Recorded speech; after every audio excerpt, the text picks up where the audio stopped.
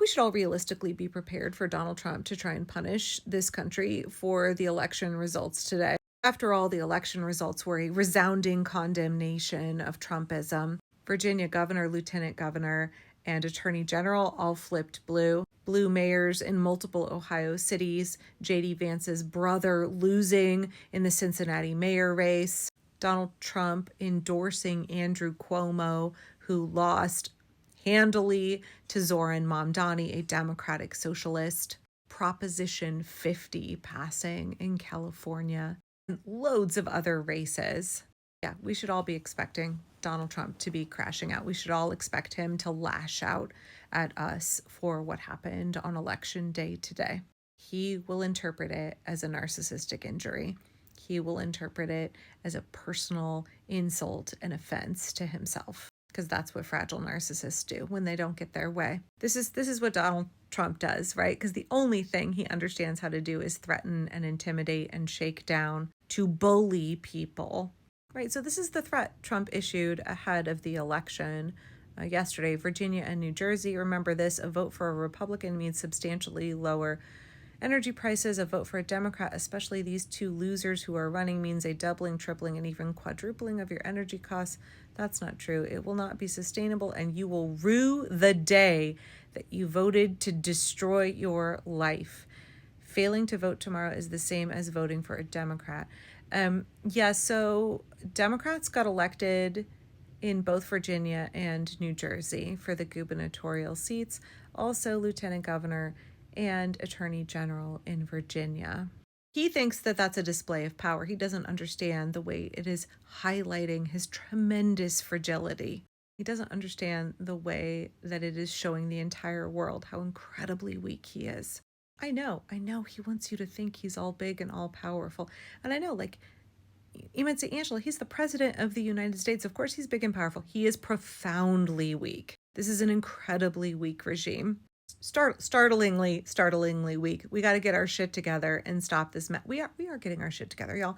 I don't want to make it sound like less of us are working to stop this than are, but we have to continue to come together very swiftly, organize and exercise our power. Because Donald Trump is just like, a stiff breeze, I think, is going to topple this regime. Yeah, it's going to take a lot of work. It's going to take a lot of organization and coordination. But Donald Trump is not some kind of deeply entrenched, deeply powerful, deeply popular autocrat. He's deeply unpopular. He's underwater on every single issue in the polls. He is the most unpopular president. He's way below where Joe Biden and Barack Obama were at this point in their terms. He's even below where he was at this point in his first term. It is those pillars of support that are holding Trump up. And he is super, super weak. So we have to continue to erode those pillars and organize together. But in the interim, I think it's really good for us to have realistic expectations of what he's going to try and do. I know this is like a rant I have every other day. It's pinned at the top of my blue sky, actually, because I'm so frustrated having to say it over and over again. Donald Trump is a known quantity. He is a would-be autocrat. He is using an autocratic playbook. He is not doing anything unique. He's not doing anything surprising. He is following the classic steps that his idols, Vladimir Putin, Bibi Netanyahu, Kim Jong-un, he's doing the classic dictator playbook. So we should not be surprised when he is doing all of the things that are laid out in there step by step by step. Is a known quantity. He is entirely predictable, both in terms of his autocratic escalation, but also in terms of what kind of reaction he has to things. Malignant narcissists behave in predictable patterns. Dudes who want to install themselves as autocrats, they're also malignant narcissists. They use a predictable playbook. Like, please, y'all, please stop being surprised by what he does. This is yet another instance where we know what he's going to do. He's pissed he didn't get his way. He's pissed he's not seen as popular. He's pissed people went against his plans. He's gonna lash out. He's going to try to inflict pain and suffering as a result. And we should all be prepared for what that looks like. Now, on one hand, Trump and his ilk, MAGA land, is licking their wounds. They're real butthurt over what happened. And they're going to have all their framing. They're going to have all their false narratives. They're going to say shit like this. And thank you to Jordan Uhl for this compilation. Because there's no fucking way I was going to go watch Fox News and see what they were saying in the wake of today's election. Congratulations to Zoran Mamdani. Well, you can't imagine how disappointed I am. This is a horrible blow. I honestly feel bad. I have friends of mine in New York. My phone is blowing up. They are officially depressed and scared. And this was also a hostile takeover by the Democratic Socialists of America. And this is a crazy situation. It's a very, very sad night. Made him the stylish candidate as Exactly. well. Oh, the rapping video. The cool kid. Older people. This isn't just Gen Z or I Gen agree. X. I There agree are with you. 100%. boomers and that kind of thing. Who Yeah, I see this as a disaster for New York City. And Zoran Mamdani. All right. Well, I want to bring in our panel. They'll cheer me up.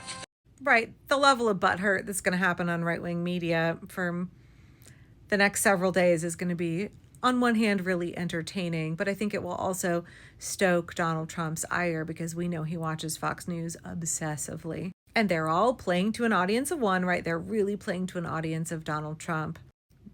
But, you know, we don't need to borrow trouble in terms of we don't need to be like fantasizing about the terrible things that he might do to retaliate against us. But it's good to just like have the expectation that a fragile narcissist who has a perceived narcissistic injury, a tyrant who has the people rise up against him, he's gonna try and punish. He only understands retribution. He only understands intimidation, bullying, punishment. This is all he does.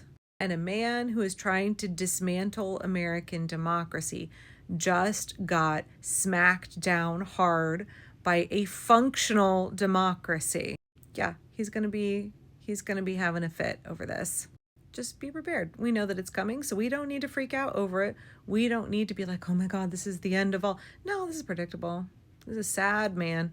This is a sad, sad, fragile man behaving exactly as we would expect. And whatever terrible thing he does, it does not matter all that much what the regime tries to do. What really matters is how we respond.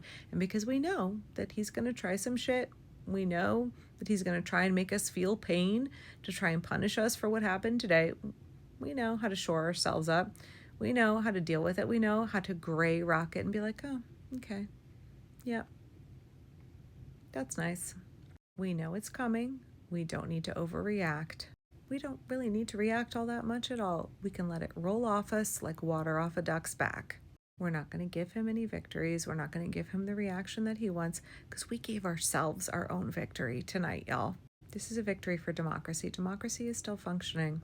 As much as Trump has tried to dismantle it, we have shown him that he's a big, fat, fucking loser. And that we, the people, still have the power, and we are recognizing that, and we are choosing to exercise it. Doesn't matter what he does. We know how we're going to react. We're going to keep organizing for democracy. We're going to keep defending democracy. And we're going to keep winning.